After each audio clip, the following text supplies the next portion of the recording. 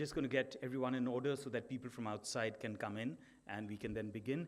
May I request the panelists if you could just come up and take your places. Welcome this evening to the next edition of Trendspotting, a little bit about Trendspotting, and we can very quickly move on to the more interesting part of the evening. So Trendspotting was set up by the Habitat Center and the Health Advisors as a kind of gray area discussion. Right? And the idea behind a gray area discussion is that we don't have a set outcome or goal at the beginning that we're trying to end up with. There isn't a point we're trying to take you in the discussion, right? So it isn't as if we've got a fixed idea in our head and all that we're trying to do in the next hour or so is get you there. Neither are we trying to polarize the debate into an artificial yes and no of any kind, right? So it's not a binary and it's not got a set outcome. But it does have a journey, and there is a roadmap. It's not just drifting anywhere. So the idea behind Trendspotting is that can we look at topics and issues that matter to people, and can we look at them from a nuanced perspective and leave the room at the end with a better understanding of the topic than we had when we came in. And if we achieve that in the next hour and a half, I think it'll be an evening well spent. Now, I'm going to first introduce you to the panel, right? And beginning from my left, we have Nat Webb, who's with the Australian High Commission, and he's First Secretary, Education and Research, right? And deeply involved with all things India, Australia, and also has a deep understanding of the research structure and not just the education structure in India.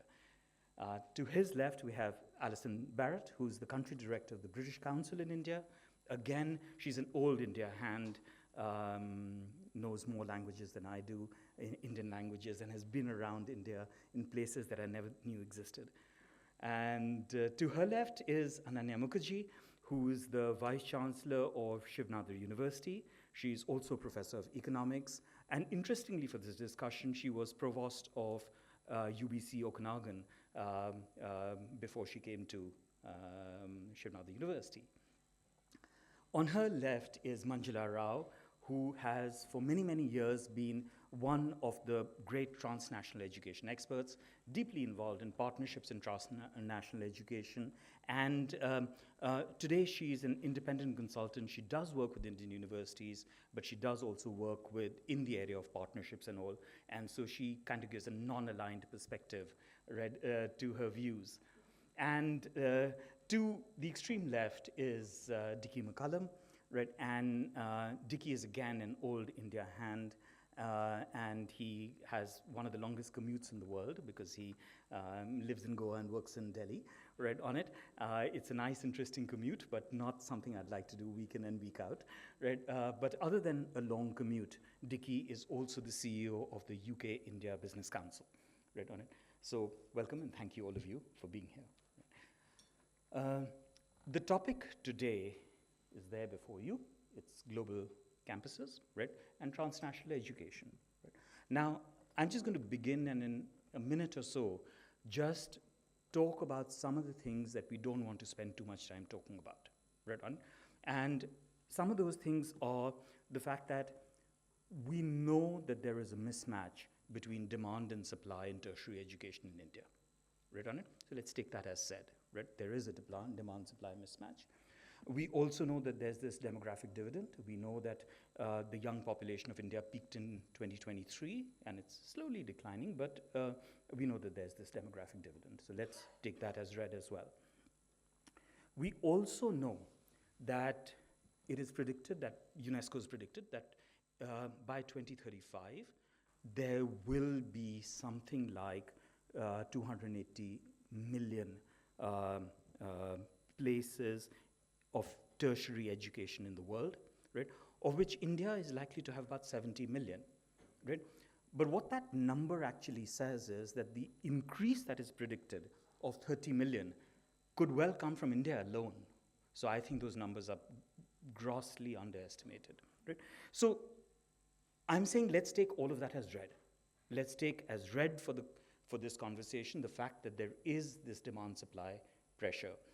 But what I really want to begin with, and I'm going to take it to all of you as an opening question, but where I really want to take it is to you, Nat, right, on it, and begin with you, and I'll take it to the others after that, is that Australian universities were amongst the first that deeply showed an interest in India, right? And a real interest. I mean, the interest has been around for years, but the ones who said, okay, we're seriously going to look at it, right, on it, were the Australians, right? So I want to get beneath that interest and say, why were Australian universities interested in India, right? And other than just the large number of students here, and why did it make sense to set up a campus in India, right? And why did that make sense for the Australian universities?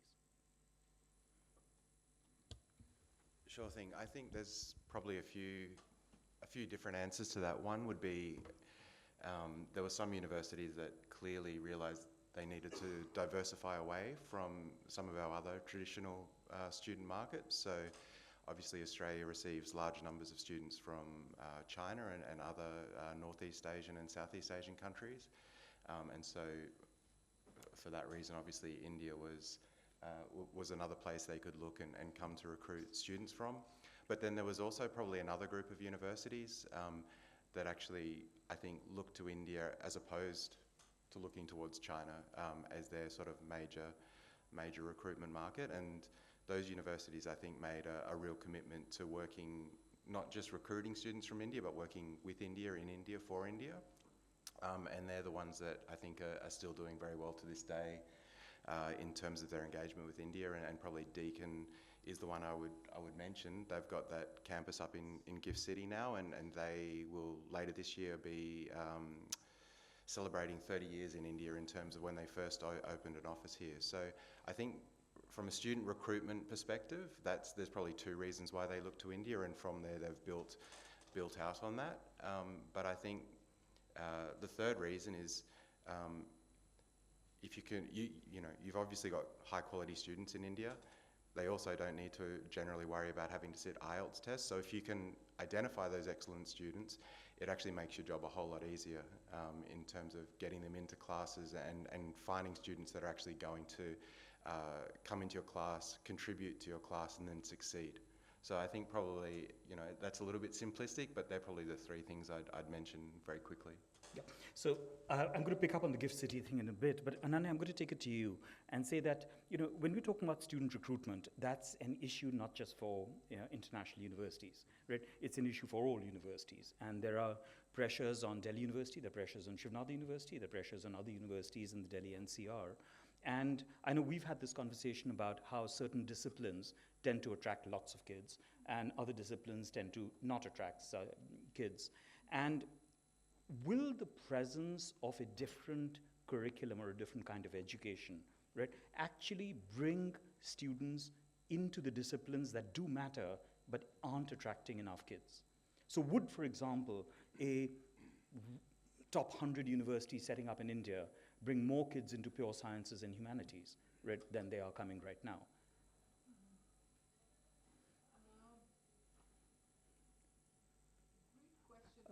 Could we have the mic, please?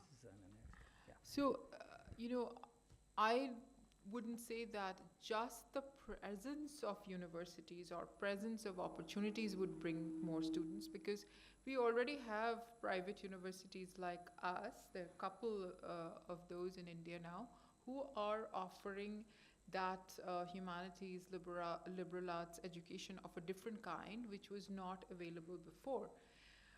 But that is not necessarily attracting more students to the disciplines as a whole, because the understanding still is that certain disciplines give you a career and others don't. And so what we need to project, whether it's through our global connections or through some kind of, I think globally this is something we could do together, that those disciplines have value in multiple ways, and some of the messages is that the value of those disciplines And secondly, that not being able to do a STEM discipline, particularly engineering or business, is not a sign of failure. And you don't go into humanities and social sciences only because you haven't succeeded in something else. So this is so if this is the message we want to give to youngsters, and we also need to hear from them, because a lot of them are asking for different kinds of education, different types of disciplines. But the path has not opened up in this way. So I would say that it's not so much the presence of campuses itself, but a global worldview, if we could develop through our interaction and take it to the youngsters, their parents, and society at large, and the employers as well, then that would help in this help address this conundrum. So I'm going to bring it to you, Alison, on picking on one of those ideas that Ananya talked about, which is really about the exit opportunities that students are looking for when they enter uni, right on it. And the data shows that when the graduate visa, the post-study work visa, was reintroduced in the UK, there was a massive uptick in the number of enrollments from India. And when it had been removed the earlier time, there was a massive downturn in those numbers. And so obviously the link with the possibility of working in the UK was a massive attractor, right on it. Now, how does that, just that part of the proposition, translate to the same universities looking at setting up campus in India without that value proposition of a work opportunity being there, right? Yeah, it's a good question, and I think the universities who are looking at setting up campuses here are choosing their locations very carefully because they want to establish very strong links with employers and with industry, not just to help create pathways for their students and employment pathways for their students, but also to help support ecosystems around catapult centres, or taking advantage of India's sort of entrepreneurial approach and building greater links for research and innovation and tech transfer, etc. So I think if Gift City obviously has a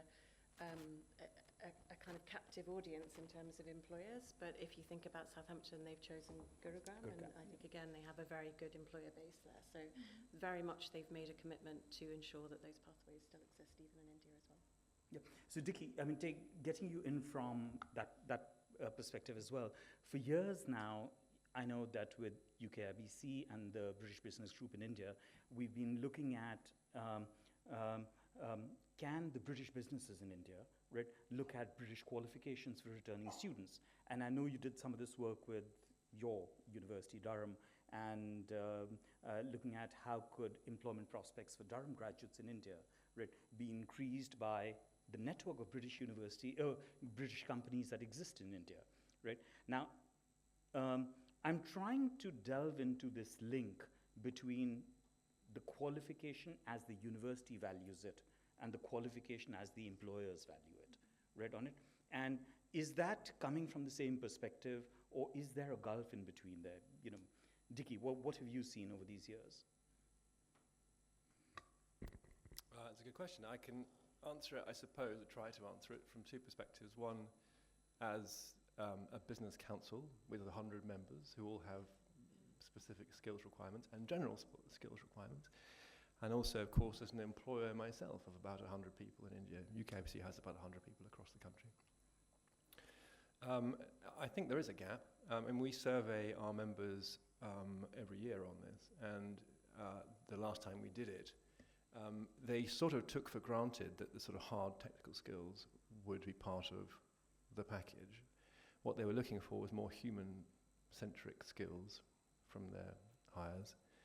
The ability to think critically and interact with people and interpersonal skills and so on. And certainly that, as an employer, that's something I think we look for as well. And I think it's quite a challenge, actually, to find people with those skills. You sort of take it for granted that they'll have the hard skills, but maybe not so much those skills.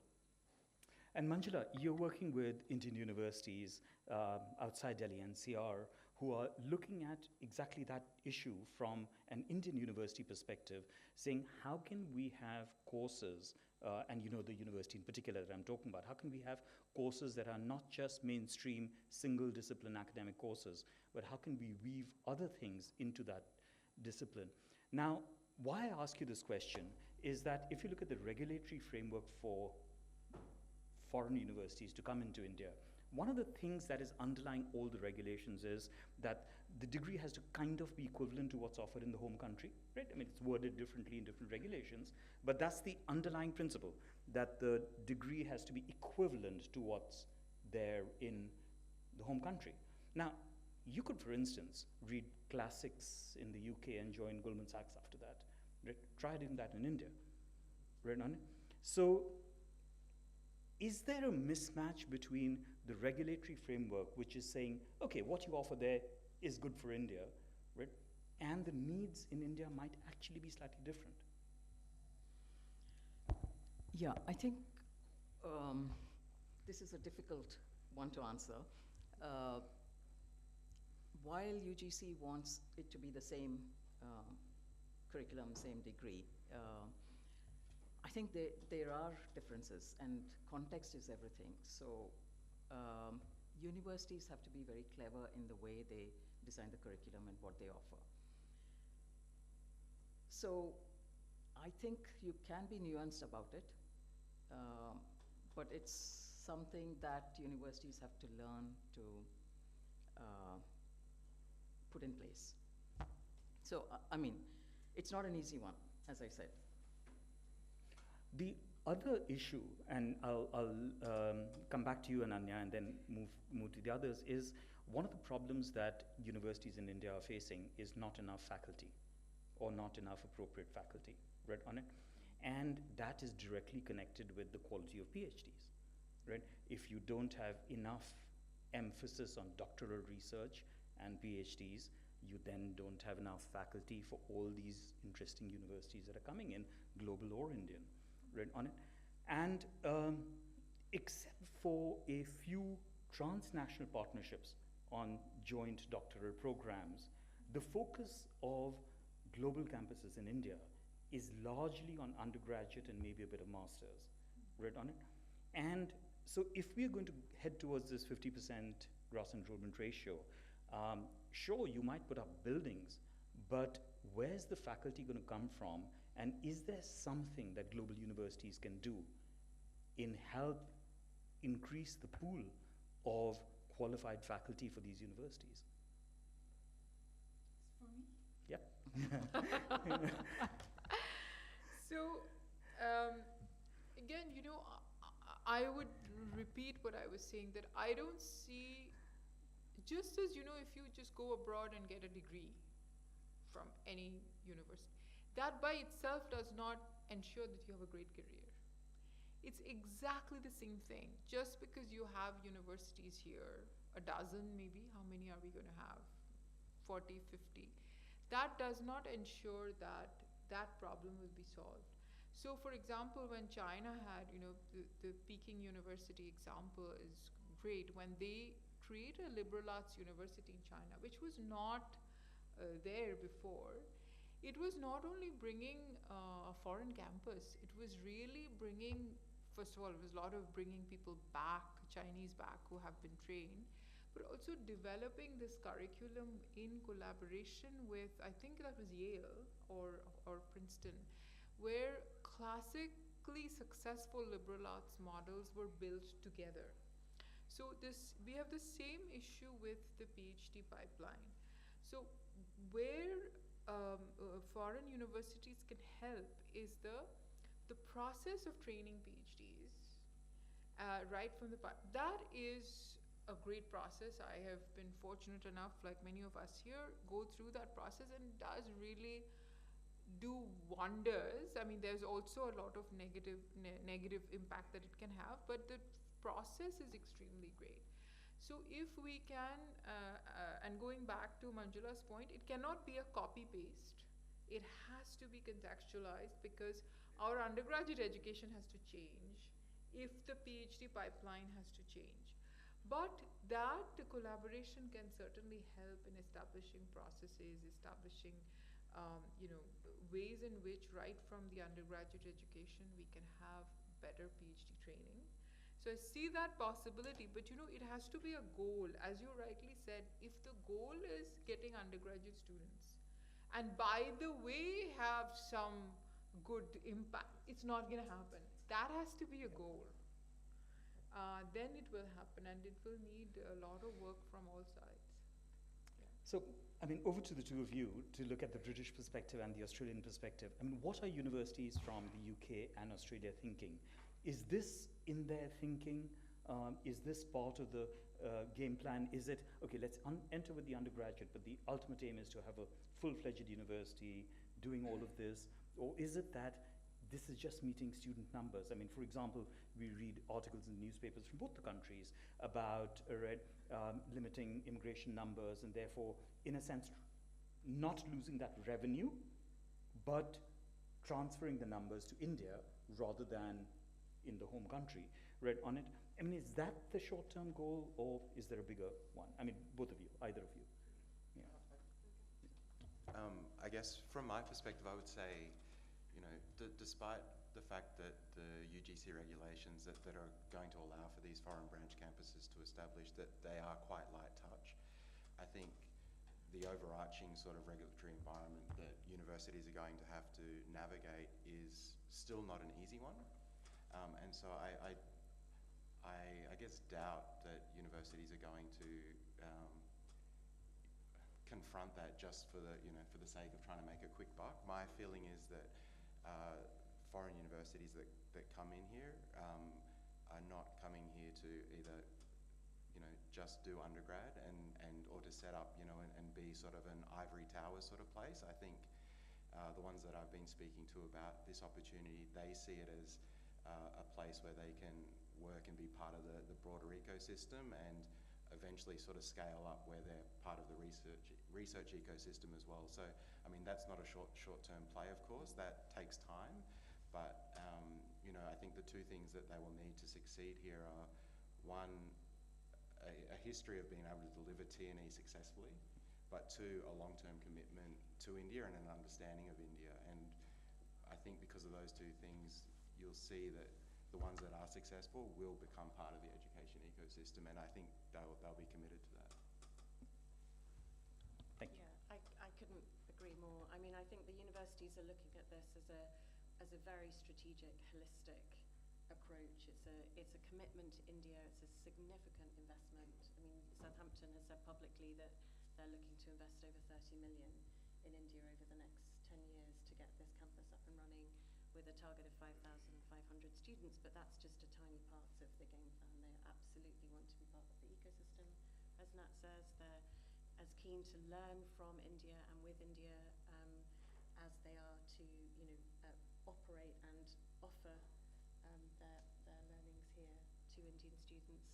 I think this is a very long-term strategic vision that the universities have to be part of, the fifth, soon to be third biggest economy in the world, to be part of a country that has significant scale and impact from very rural to the most technologically advanced, and great opportunities using India as a platform, working with India, also collaborating in third countries as well. Yeah. Two or three things to pick up from what both of you said, but I would take it to Dickie.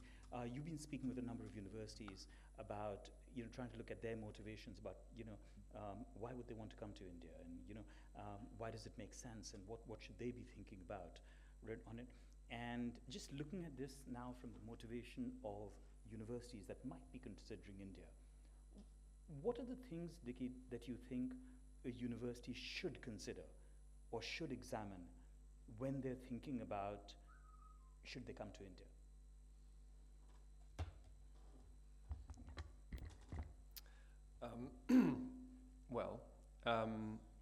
We have 26 UK universities in our community, and we help about 16 of them in country in India. And I think some of them have similar motivations and some of them are different. But when we talk about engaging with India, we try to encourage them to focus in on their particular areas of strength. And by that I mean like one or two.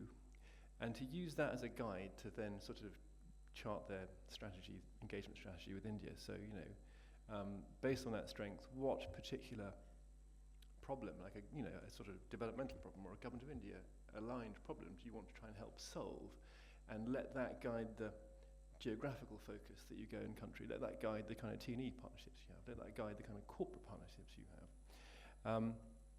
I think that's something that we advise our clients to look at. Also, in terms of India, we tell all our clients, not just universities, we tell them that India should be looked at as a strategic partner, not a market, not just a market. Okay, it's part of your technology chain, it's part of your R&D chain, it's part of your talent chain. It's not just a market, and to engage in it in that spirit, and that requires a long-term approach, and it requires investing in the market.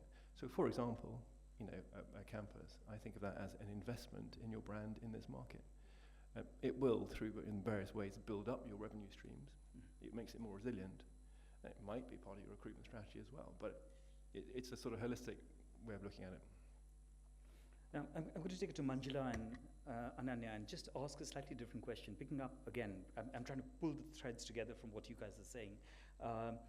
Dickie, you advise universities in being narrowly focused, and if I can put it that, and beginning from there in their areas of strength and engage with India from a position of strength. Be narrowly focused, don't try and do everything, right?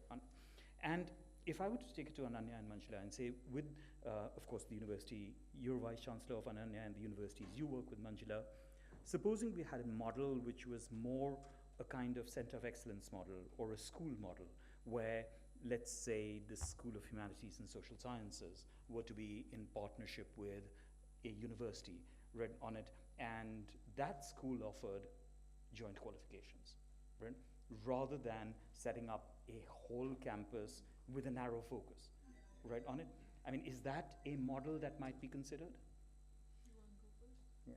It's okay. But maybe I'll answer some of your earlier questions Sure. too, if that's okay. Absolutely. I mean, faculty shortage is real. Yeah. And while India is producing, and this is global actually, and while India is producing more PhDs, I think less than 20% actually enter academia. So there is a huge shortage, and especially in certain disciplines, and you need to address that, and I'm not entirely sure how you do that.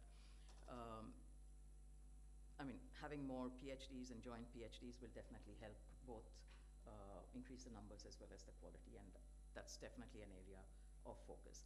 Depending on who you talk to within a university, the motivations are very different for why they're setting up a campus. One motivation, of course, is student recruitment, and that's critical. If you talk to faculty and academics, they really are interested in collaborative research. And there's no going away from that, and I think that will be the focus automatically. Even governments are driving that agenda. So, I mean, Indian government will say, don't just set up a university and provide employment skills, but, enhance education, economic development, all these things come into place. So what was the last question? The last question was, is it better to have a center of excellence or a school, which is the partnership? Should a global university, a top 100 university, say, we're going to come in, we're really good at psychology, right, on it, let us have a joint degree program, right, in psychology, because we're really good at that, and it will be a narrow focus. We don't have to cover everything. We can embed ourselves in a university, right? Does that make more sense as a strategy than trying to come in with a full degree? I think you don't need to set up a campus if that was your motivation. You probably will just have some kind of a twinning program, joint degrees and so on, including joint PhDs. It's happening at the PhD level, Manjana, but as you know, it's not happening at undergraduate and masters, right, on it. So it's like theoretically possible, but there isn't an example that we can take at the undergraduate and masters level right now. Yeah, there aren't that many examples, but I think it's possible. And setting up a campus is probably more complex, more, what should I say, requires a lot more resources. It may not be the best model. And Alison, single and then disciplines Ananya, have absolutely. kind of disappeared in a sense. So I'm not a great proponent of single disciplines. I mean, sort of picking up on that point, I think there are potential models where two universities might come together and to collaborate. So, you know, Deakin and Lancaster have just set up a campus Yep. in Indonesia, for example. So they've collaborated. So that's a really interesting model because you've got UK and Australia working together in Indonesia. You've got a joint institute in Gujarat, which is Edinburgh University, working with Gujarat Biotech University, which is a state government university. That's an initiative to build the capacity of the university to offer specific degrees in a particular sort of suite of disciplines, if you like. So I think there are some really interesting models out there. And I think as the confidence grows in India, because as Nat said, you know, it's not easy to set up a campus anywhere, and these are the first ones who are forging a path, and they're having to navigate the regulations and figure out what it means and how to operate. But as that confidence grows and those models expand, I think we will see more innovative approaches. Yeah, I'm going to just come in there and say, do you think, you know, foreign universities are underestimating what it takes to actually work in India, right? And I'll just give you an example of that, right? And we talked about, yeah. No, it's not. It's a very specific question, and the two of you sitting next to each other have the data, right? Alison said that Southampton's looking at putting in 30 million, right, on it. Wonderful. How much has your university put in? 300 million, right, on it, right now. Now, and counting, right, on it, on that, right? I'm just trying to see that, you know, is the amount of money that it actually takes to have a proper university in India, right, on it, a order of magnitude more than what people are planning right now? I mean, I can't speak for Southampton sort of detailed commercial planning, but sorry, yeah. Sorry, I'll come closer. Thank you. But what was your question again? The investment. Are they underestimating are they what underestimating? it takes? Yeah. What So it takes. Yeah. I think that the UK has significant experience in setting up and running international branch campuses. I think we're running around 30 now, and many, many more joint institutes as well. So the Gujarat example wouldn't count in an IBC. About 7% of all of our transnational education enrolments are enrolled in branch campuses. We've got some of the most innovative models, one of the first models in China. We've got 5 in Malaysia. So I think we have a lot of experience of doing this, and the team, particularly setting up in Southampton, have done this before too. So I mean, it's a big risk. It's a lot of work. You know, as Nat said, there's a lot of work to understand and interpret the guidelines because they are quite open. I think that's helpful, actually. But underestimating, I hope not. I hope not, yeah. So, you know, I would really think that we need to keep our minds open for all kinds of models. And one thing that Alison said I would like to emphasize, that is the goal learning from India and with India? Because the narrative right now is that India has students but has gaps in PhD and faculty and everything, and the foreign universities will come and fill those gaps. I don't know that this is the best narrative in which to set up the collaboration.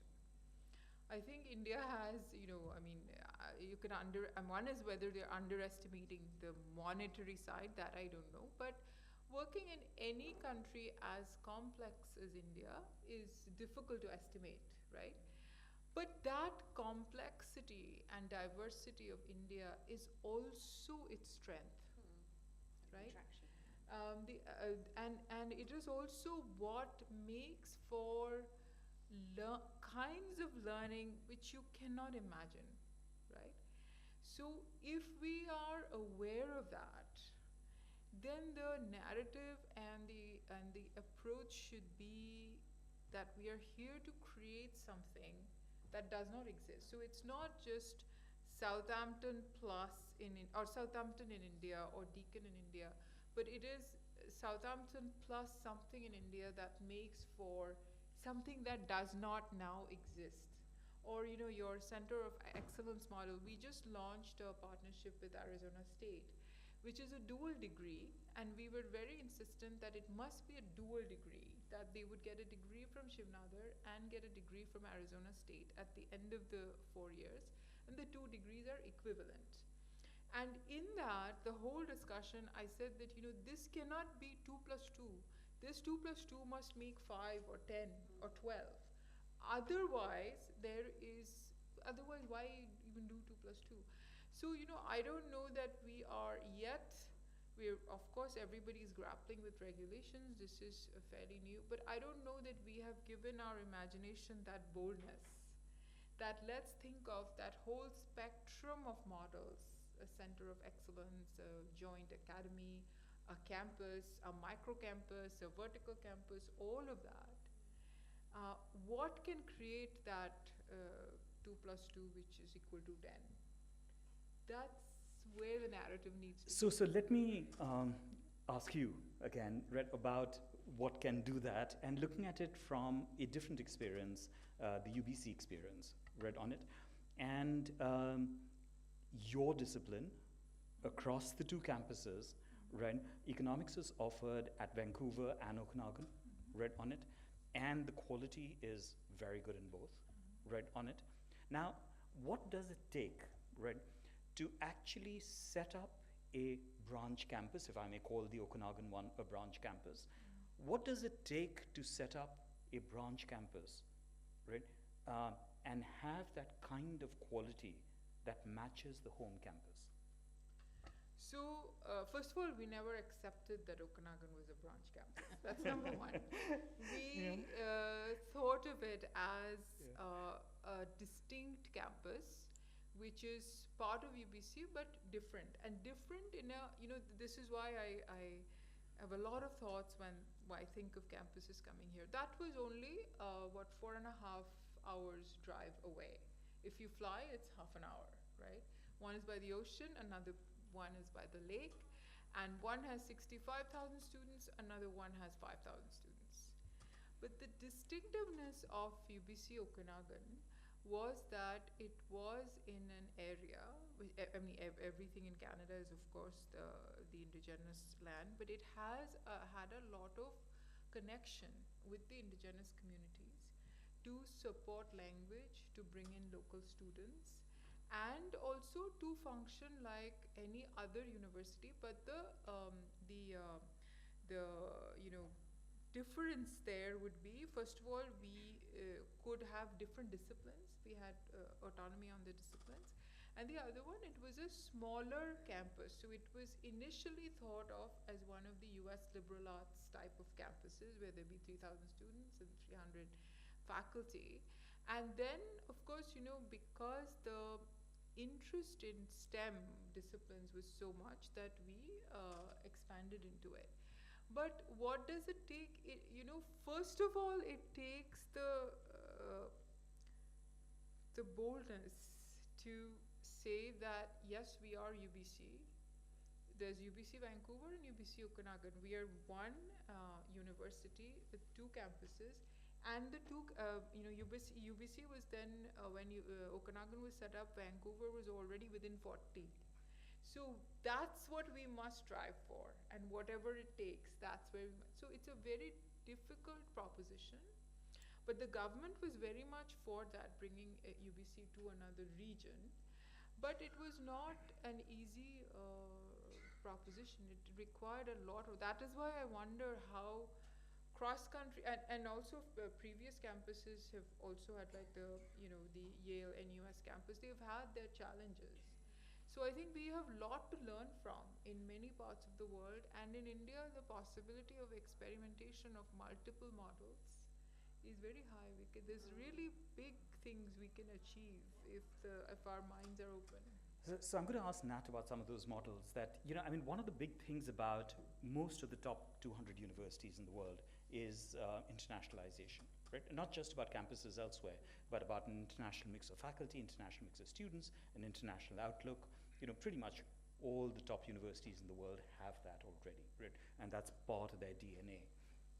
Now, given the fact that there are probably more Indian universities that have set up campuses outside India than foreign universities that have set up campuses in India, right? Significantly more Indian universities have set up campuses outside India, right? Is there a possibility for universities that are looking at setting up campuses in India, right, to think international, right?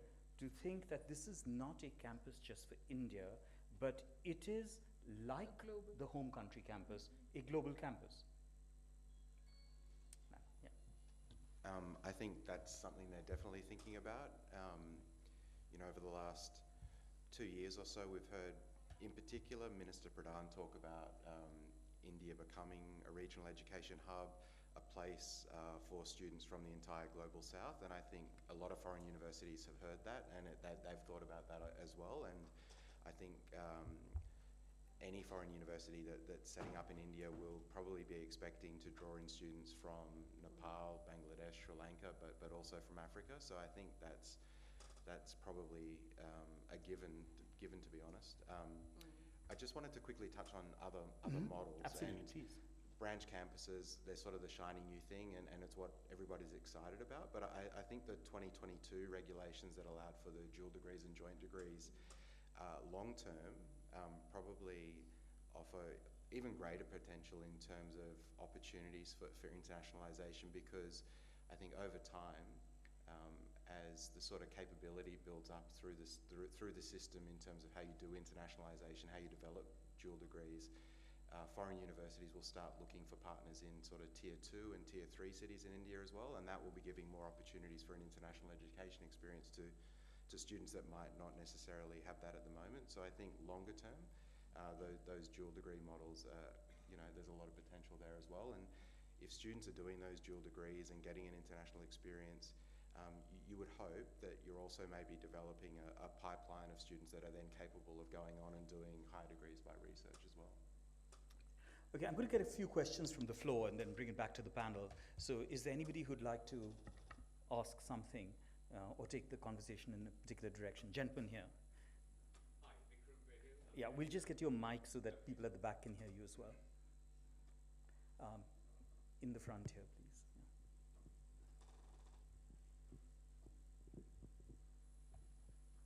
Hi, Vikram Behil. I'm the editor of ITMN TV.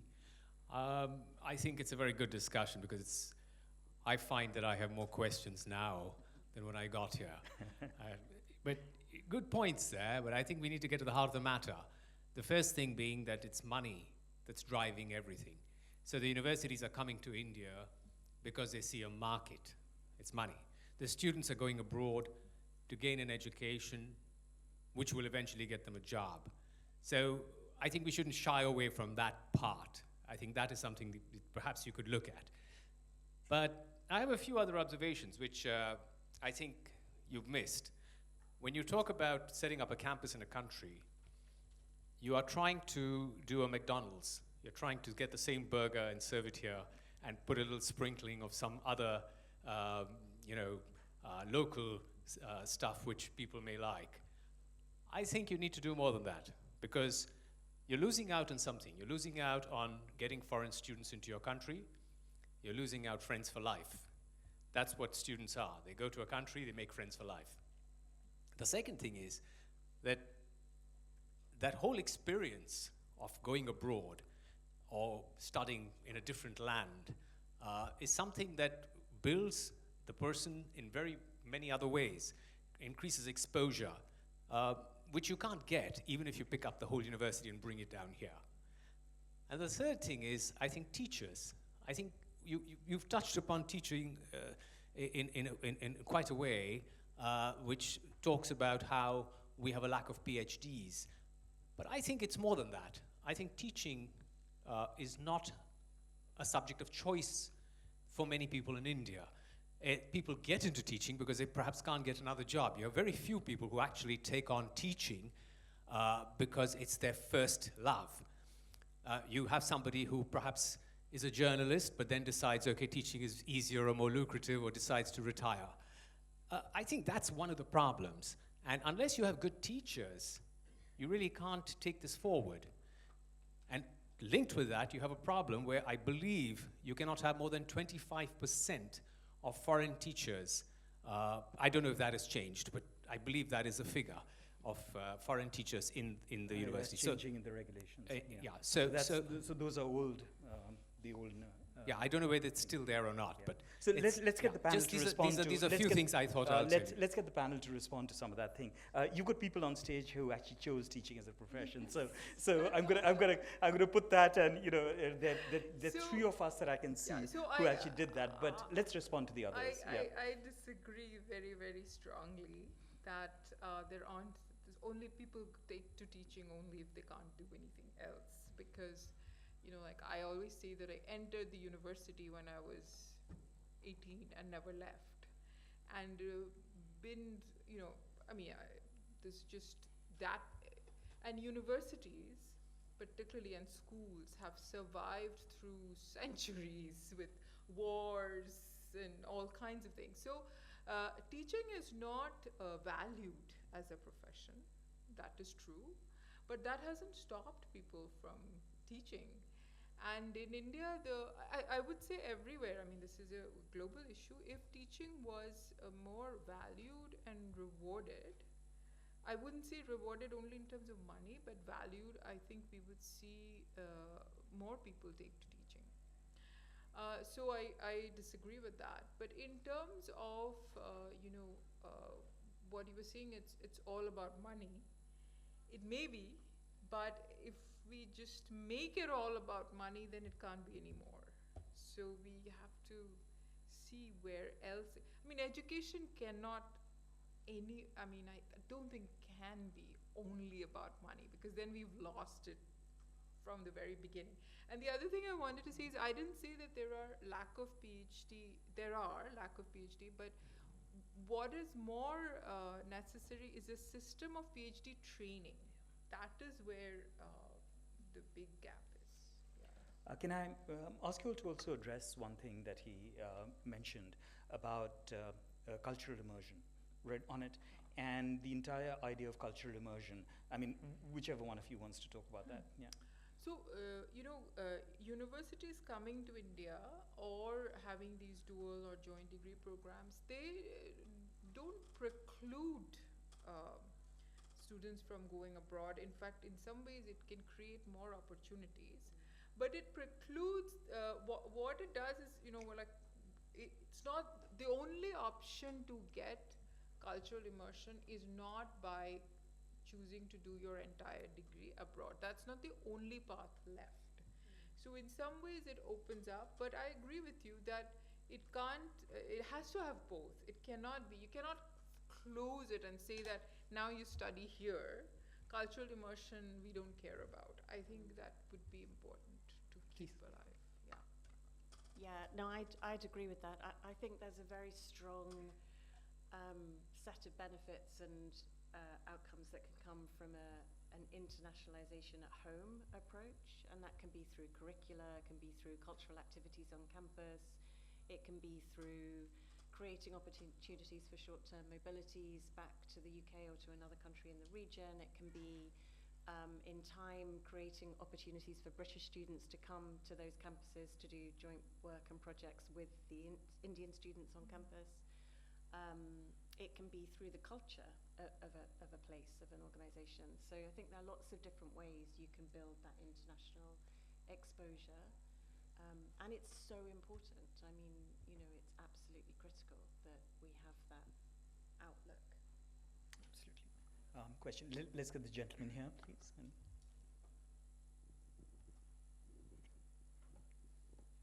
Thank you, sir. I am Saxena.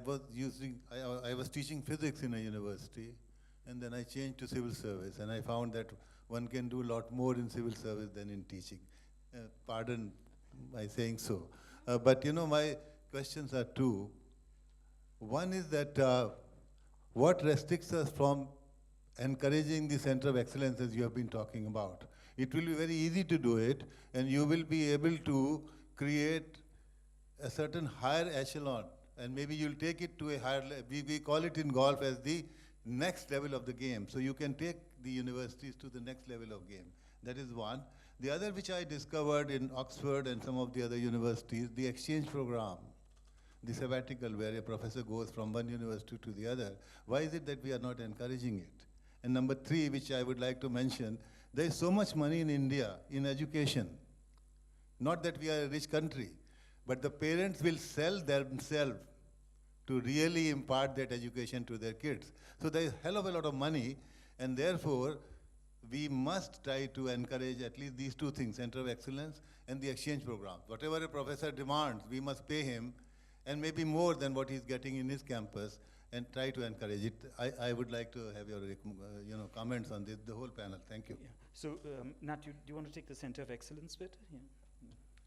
Yeah, sure. So I think, I mean, they're not called Centres of Excellence, but I think we're seeing different models already sort of coming to fruition that are similar to that. So last year, RMIT and BITS Palani announced a joint academy, which they're delivering a suite of engineering qualifications together from the bachelor degree level up to the PhD level. And so the students are doing 2 years at BITS Palani and then 2 years at RMIT, but that's very, very focused on engineering excellence. And I think they've thought a little bit about sort of that place being, I guess, a centre of excellence for engineering. You also have, and it's been in place for a long time, the Deacon Terry Nano Biotechnology Centre, that's down in Gurgaon, I think. So I think there are universities doing similar things, but maybe they're not badged as centres of excellence. And I just quickly flag in terms of the mobility angle. So the UGC regulations that allow these foreign branch campuses, they do have quite a stringent requirement that international faculty come to India and teach those qualifications or teach those courses. And I think over the longer term, you will see sort of a lot more academic mobility because of these branch campuses and because of these dual degrees that are taking taking a bit of a foothold here. Dickie, if you could also come into those Center of Excellence, do you see a lot of industry-academia partnerships in the international conversations, both with companies and universities? Is that part of the conversation? I do. So we've got a few clients who are exploring the sort of idea of a Center of Excellence at the moment. They might not be calling it that, but the concept's the same. And we are also trying hard to encourage our universities to look for research collaboration opportunities with Indian industry. We recently for example, put Apollo Tyres together with Glasgow University, and Apollo's funding a couple of PhD students who are going to work on a Apollo problem. So it's a little example, but we have quite a few other ones sort of at greater scale.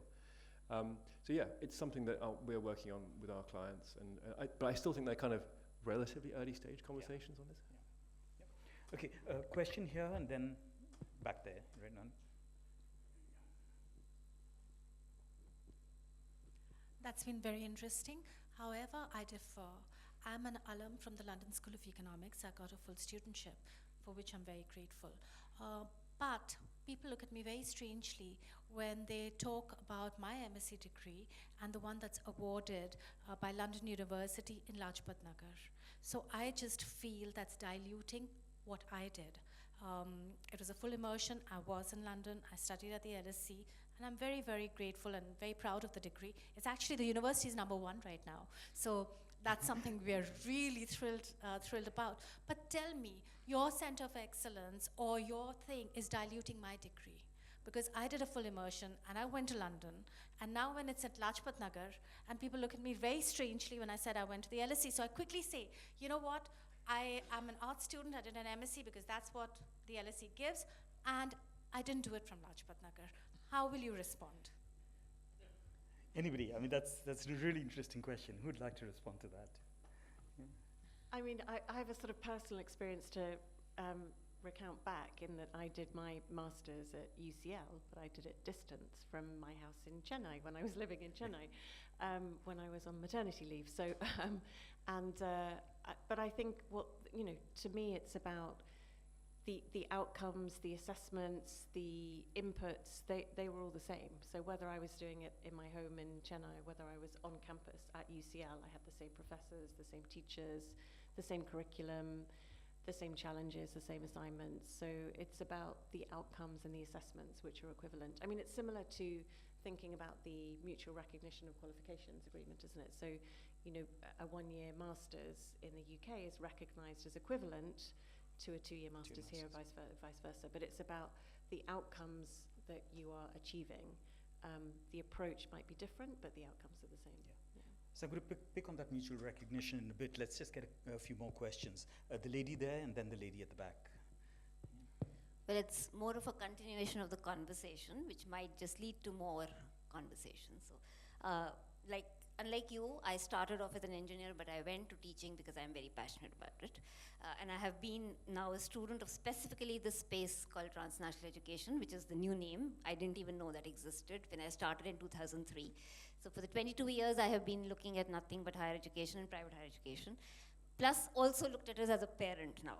So a few things. I completely disagree that innovation is not happening. In the last 2 years only, there have been such a lot of innovative models which have come up, and I have studied a lot of them, and it's very fascinating. India could not have been at a better stage in terms of partnerships and the kind of partnerships, whether it is the RMIT or we've also recently done a project where another dual degree has come up. There have been centers of excellence, which I think Manjula ma'am can also talk about, Melbourne coming in, Shulini announcing something, Chitkara announcing something. A lot of innovation is happening. IIT has launched joint masters in brilliant areas with Birmingham. And I think there are just a number of innovative models that one can talk about.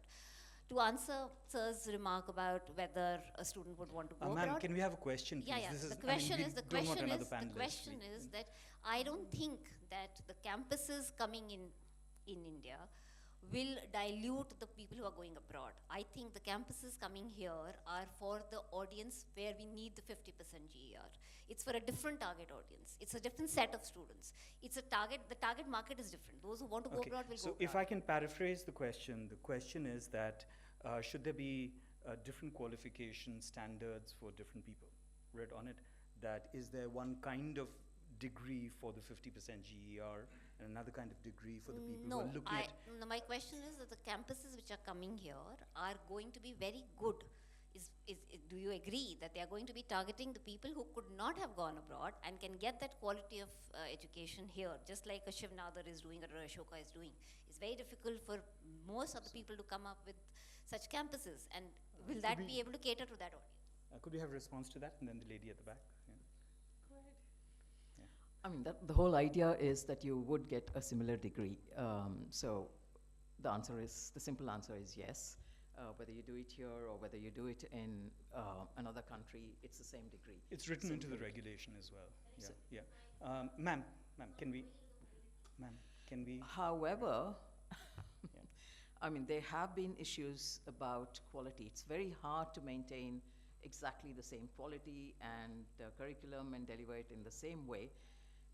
But that's being addressed. There's sufficient experience to say we will offer the same standard of degrees. Ma'am, could we have a question from the back, please? Hi, good evening. My name is Isha Govila, and when I'm not a professor or a teacher, I'm a corporate lawyer. And I've been very fortunate to have represented a few universities in establishing their campuses in India. Somehow either directly or, being a support of the system. We are doing a project in IFSCA. Just to cut short, I have a very direct question. Which place in India are foreign universities more inclined to having a campus in? By falling under the IFSCA regulations, which only restricts them to have a campus in GIFT City and offer courses only under financial management, or under UGC regulations, which actually open the entire, all of the courses, and you're just not restricted to financial management. Okay, I'm going to take, even though neither of you actually represents these universities, you can't speak on their behalf as to why they might have chosen one or the other, but you've had more conversations with them than probably the rest of us, right, on it. So from what the two of you know, right, on it, because the different models that the three talked about universities have chosen, what would be your answer based on what you know? The easy answer is they're looking at both, because I think that universities are incredibly careful. I mean, Dickie will bear this out, I'm sure, at exploring the opportunities, making sure they do their market assessment, their due diligence, looking very carefully at the opportunity and the risk. They have to go through several layers of approvals with their councils and their senates, so it's not a decision that they're making lightly, but they're absolutely looking at both opportunities. And obviously there are different benefits of both. You know, Southampton's chosen the UGC route, but I know there are UK universities also looking at GIFT. Not what the Australian. I think that's very similar for the Australian universities. Obviously, we had two that went to GIFT City first, but there are at least a handful that are looking at establishing under the UGC regulations as well. And I think in terms of broader locations, I think again they'll think about sort of what types of qualifications they're going to offer in terms of where they decide to locate. So I think they'll they want to have a relationship with their local community, and they want to be offering qualifications that sort of fit in and dovetail with the industry that's based in that location. Okay, any other questions right now? Yeah, one for the gentleman there and then one there. Hi, I am Saram. I am a PR comms professional. I have a question. Recently, University of Melbourne opened their global center, right, in Delhi. We are seeing universities like Southampton and Deakin also, opening their campuses. What, according to you, will be more appealing to students? A joint dual degree program, or a university coming and opening a campus in India? I mean, what is going to be more appealing to students? From a student perspective, I want to understand that, because for some the strategy is different, for some the strategy is different. What, according to you, is going to be more appealing, and how does it actually work? If you can probably answer that. Okay, I'm going to give that to Dickie and Manjula to go with. Right. Gosh, I'm not sure I know the answer to that. I mean, we represent the universities and they have different interests, but of our clients, at the moment, most of them are starting with a joint or dual option, exploration of that before they go down the campus route, which seems to me to make sense because the levels of investment are completely different.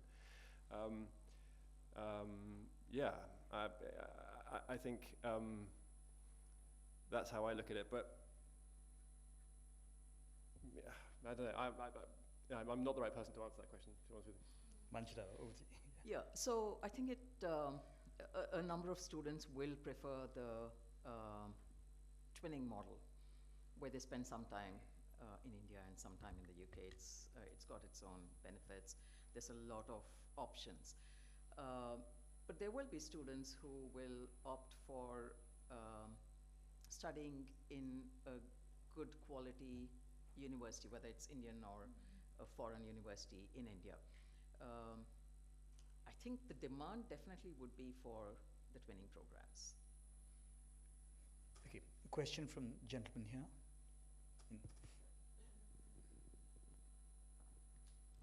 I'm Akash, and I represent school education sector.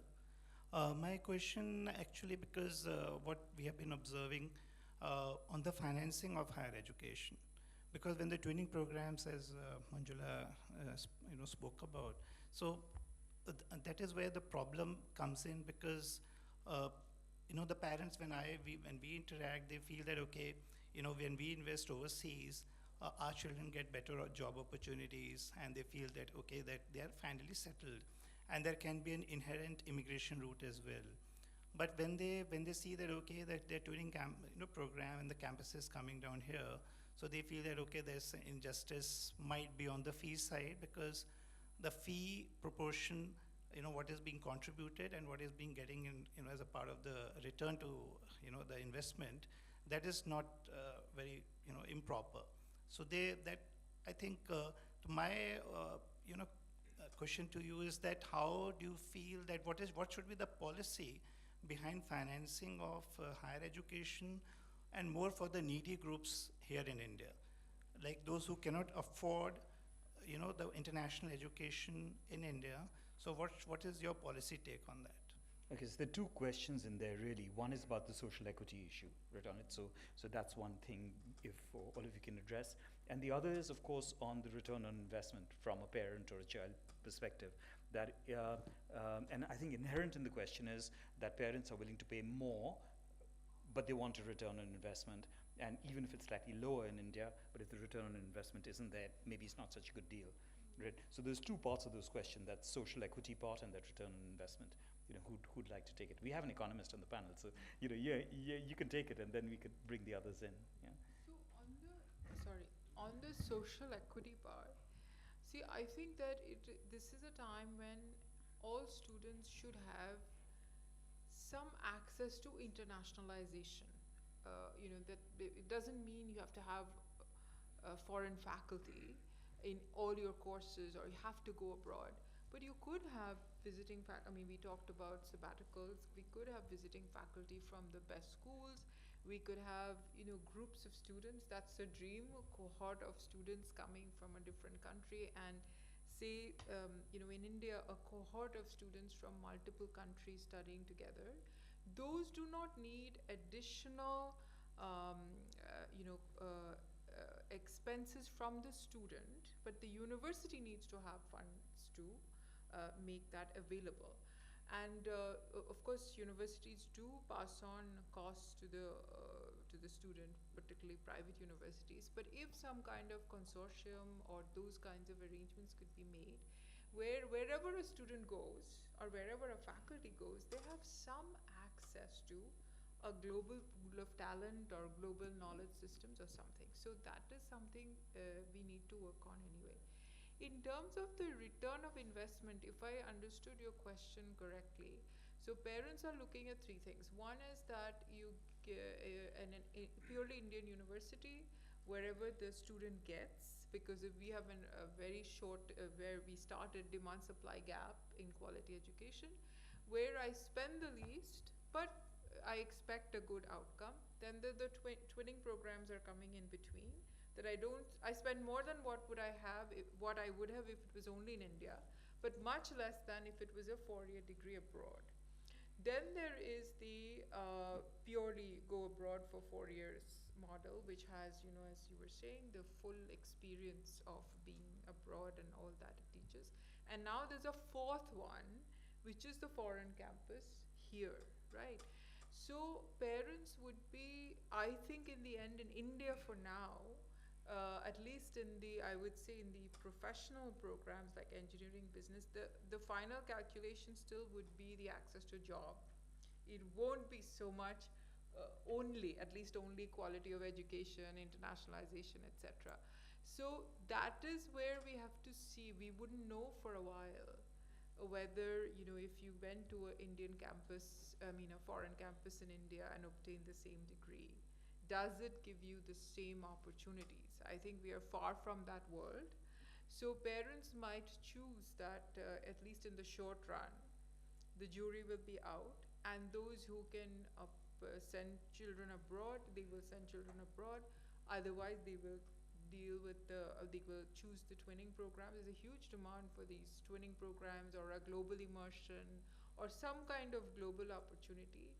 And so it's hard to say, the return on investment is the calculation is going to be very different in the short run, but not to forget that the world of work itself is shifting so dramatically that there is no guarantee of any degree giving you any particular job at all.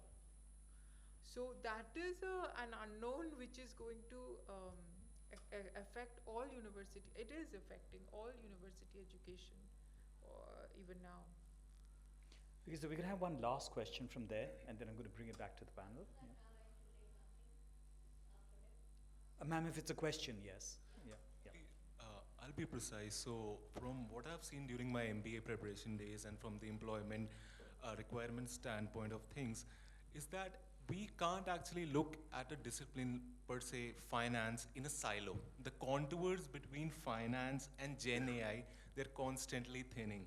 I was in my MBA school and I could see how that NVIDIA saga panned out. The stock price was going up, there was this Gen AI element, alongside that there was this finance element. And now I'm seeing all the job descriptions of these jobs. They're asking for multiple skills. They're asking for a Gen AI, they're asking for a Power BI, they're asking for your financial knowledge, understanding, communication skills, soft skills, and the list goes on and on and on.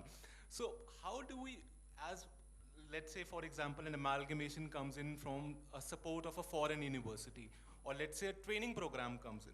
So how do we kind of come across and overcome this challenge of thinning contours between disciplines and following this old and golden pattern of, this is my discipline, I'm going to look at it in a silo, and I'm going to do years and years of research into that. So how do we overcome this challenge? So again, just condensing that question really into the crux of that question is that are foreign universities going to help break down silos between disciplines? Is that one of the things that they might possibly be doing? So I would hope so, but if the motivation is that India has a very qualified pool of STEM students, so and demand supply gap, so have more STEM, then his problem will continue. But where I agree with you, this single silo training is not helping anybody anymore. Wherever you study, we have to get out of the silos. Yeah. Question from ma'am. Wondering and thinking that why do we look so much to have those foreign universities from the West to come here and exchange? Already they have a glut of Chinese students, they have a glut of Indian students, Russia has a lot of Indian students. So why are we not looking at the Southeast Asian countries? I was traveling February all over the month from Bangkok to Thailand to Laos and Cambodia. And in Cambodia I went to visited the Royal University of Law and Economics. I went and met the head over there, and they said, we signed a memorandum MOU with a university called Ganpati. I said, what, Ganpati? We don't have a university called Ganpati. They said, it's in Gujarat. So, I went to meet the ambassador in Cambodia, and I said, have you heard Ganpati University? She said, no, why are you asking? I said, because this rural university has signed a memorandum of understanding with Ganpati University. Some hocus pocus is going on. So people do not trust the Indian scheme. UGC has signed some nonsensical memorandum, exchange program. Nothing has happened. I said, did you send anybody? Has anybody come from there? They said, there's no feedback. We cannot even no answer. We don't get any response. So these are the things that's giving us a very bad name. Absolutely. So that's a great question. I don't know if anyone on the panel actually can represent the answer to that, but the thing really is that two parts of that question, ma'am, if I've understood it correctly. Why not the rest of the world? Why just the West is one question. Secondly is, when a lot of these MOUs are being signed, is there substance behind the MOU itself? Right? So, yeah, please, absolutely. Yeah.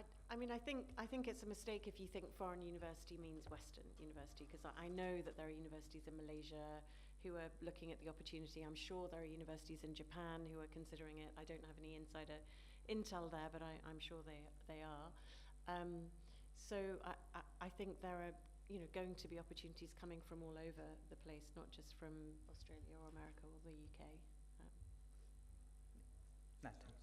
Yeah, I would attach myself to that answer. And just in terms of the comment on the MOUs, I think, I would say Australian universities have been doing internationalisation for a long time. Other parts of the world, it's still a bit more nascent. And I do think there is, and it's something that we've taken on in our office, that we're looking at running internationalisation workshops and talking to foreign universities about when you approach how do you first identify a good partner? How do you maintain that relationship?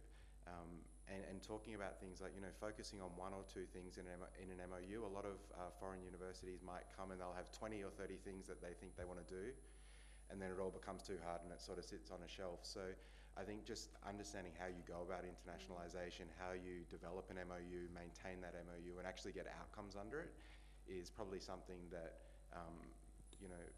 universities in Australia, universities in the UK can probably talk to other foreign universities about, because I think that's not going to, I'm not going to say that's part of the problem, but that's probably where there needs to be some capacity building done if we want to have sort of true internationalization of the global education system.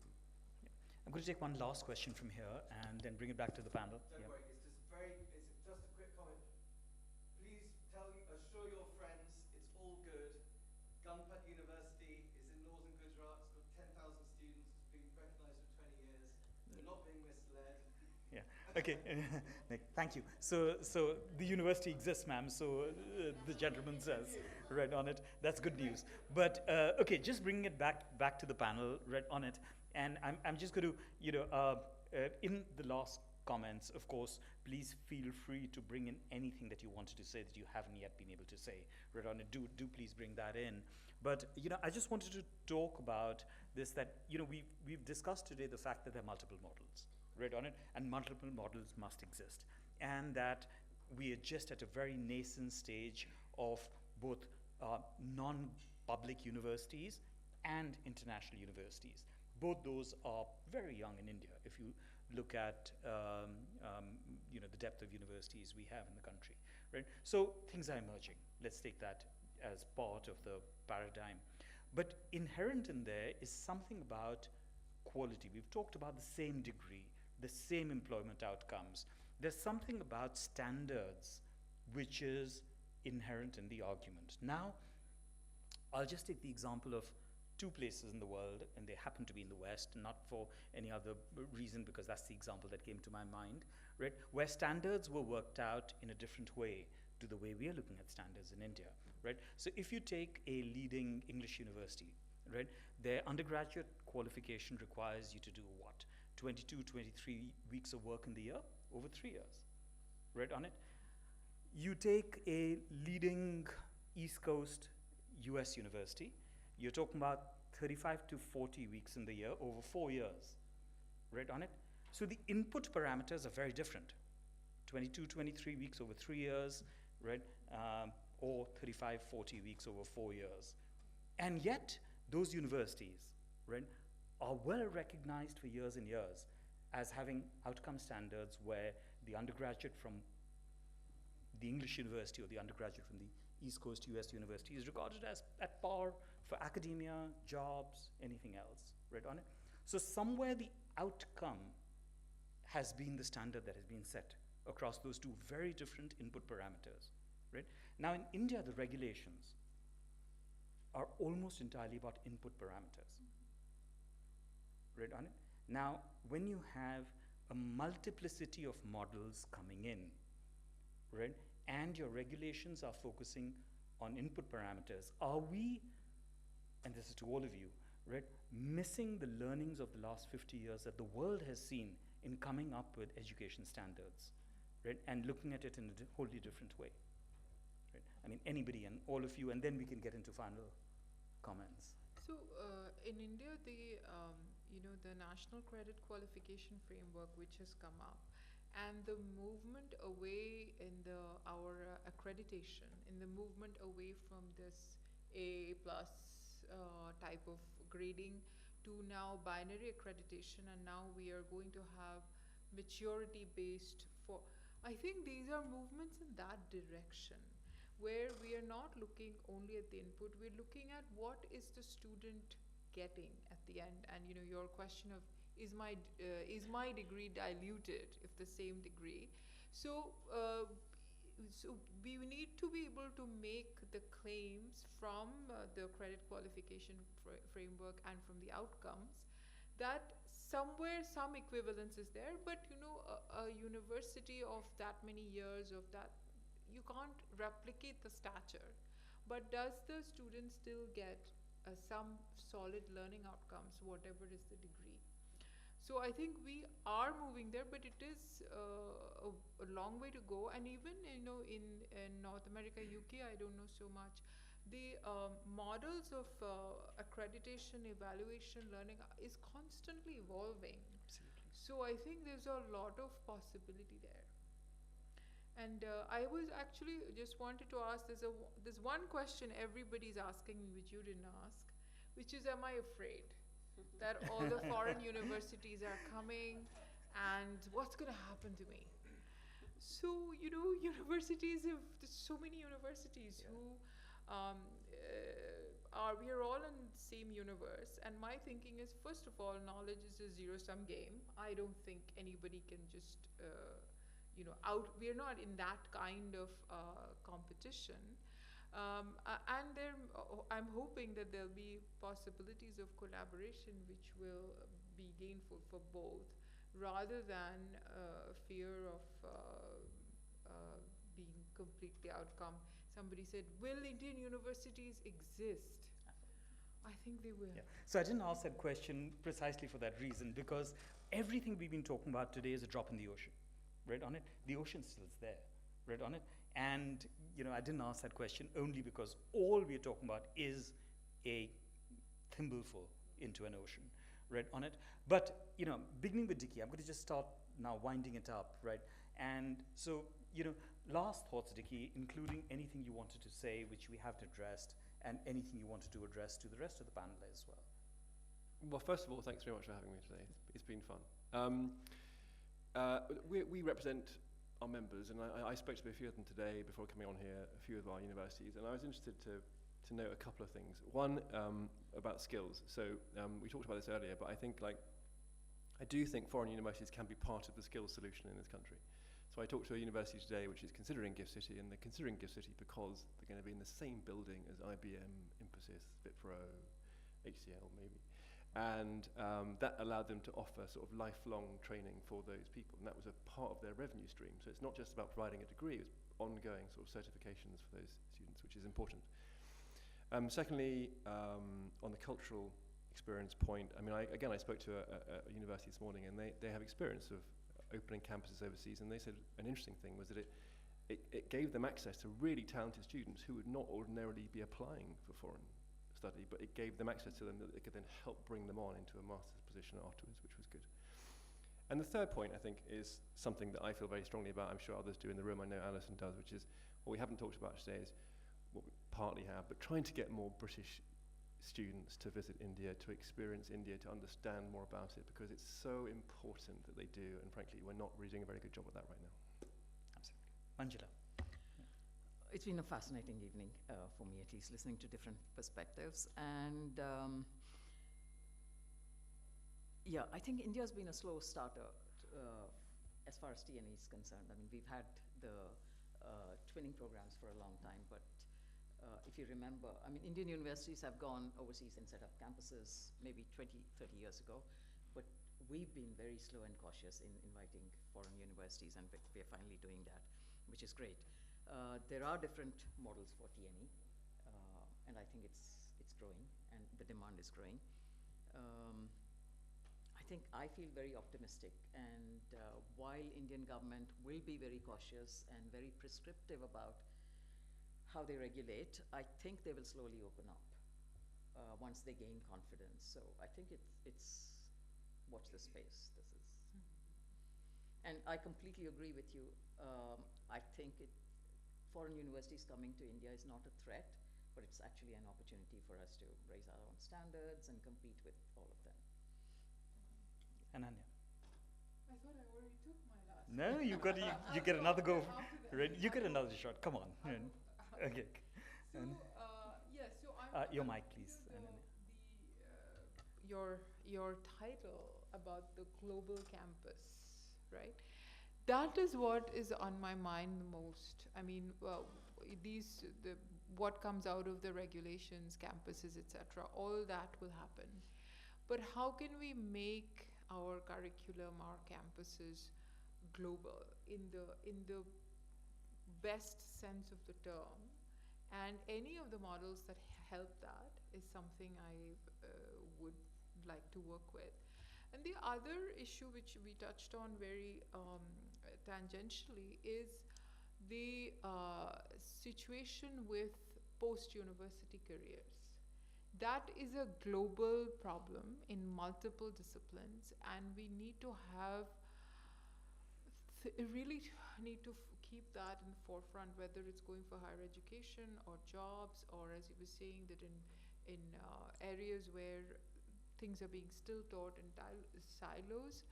That's where global global collaboration between universities and industry is extremely important. So the global and the across, and the global thinking about post-university careers. Those are the two things I would like to see coming out of these experiments.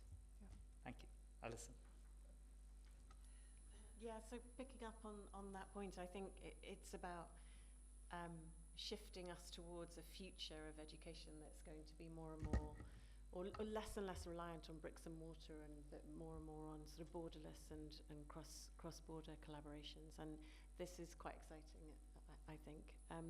I think that the point that we haven't really talked about much, that this on my mind, is the potential impact on language and language teaching, language learning. I mean, English is what gives India its competitive edge. We're going to have more and more thousands, millions of first-generation learners coming out of Indian schools looking to go to university. They may or may not have English that enables them to do that. So I think this is going to create innovative approaches to language teaching, to bilingual teaching, bilingual pedagogies, bilingual curriculum, materials, resources, and sort of different approaches to how we build capability of language. Yeah. Thank you. Nat, you get the last word. I would probably like to finish by saying, for me, I'm excited about what it means for Australia and India's research collaboration over not in the immediate future, but in 10 and 20 years' time. So whilst the Australian and Indian governments, we have the AISRF fund, the Indian government has the Spark fund, which has some money for Australia as well. What I currently see is most of the research collaboration that currently goes on between our two countries, it hangs off diaspora members in Australia, and generally it hangs off professors who went to IIT Madras together or IIT Bombay together. And so what's, I think, inherently true is most of the good research that's going on between Australia and India at the moment relies on networks. And all of these different T&E models, I think, are going to be a boon for creating more networks between Australia and India academia. And so I think in 10 or 20 years' time, some of the research that we'll be seeing, some of the research collaboration that we'll be seeing will be very exciting, and it will build, I guess, more of a framework for that research collaboration to take hold. Great. And so, I mean, at the end, it's really a complex subject, and we're really at the infancy of global campuses, TNE in India. But the one thing I would say in conclusion is really about the fact that as far as India is concerned, there's been a shift from 1995, when there was a Rajya Sabha bill for private and foreign universities in India, which never actually saw it to the floor of the House, leave alone being voted on it. But that was the first time anybody tried to write a bill of that kind in 1995. And it never reached the floor of the House because people were scared, read on it, oh my God, what's going to happen, read on it. And today, in 2024, it's a change, oh, finally, read on it, yeah, let's welcome this and see where it goes. Maybe it's not for me, maybe it's for somebody else, maybe it is for me, right? But there is a mood change that has taken place from 1995 to 2024, which is really about seeing the fact that this might be in its infancy, but it's an interesting opportunity for me to look at, right? And I think that's the note on which I'd like to end. We don't really know whether it's going to be successful or what models out there, I don't think it'll ever be a single one, right? What models out there will finally settle down into being the successful models, right? Since 1947, we've had the IITs, the IIMs, et cetera, there have been models that people are trying to replicate. Will global campuses and TNE settle into certain kinds of models? We don't know, right? But at least the opportunity is here, and today I see an optimism, right? Thank you all for being here this evening, and see you next month for the next Trendspotting. Thank you.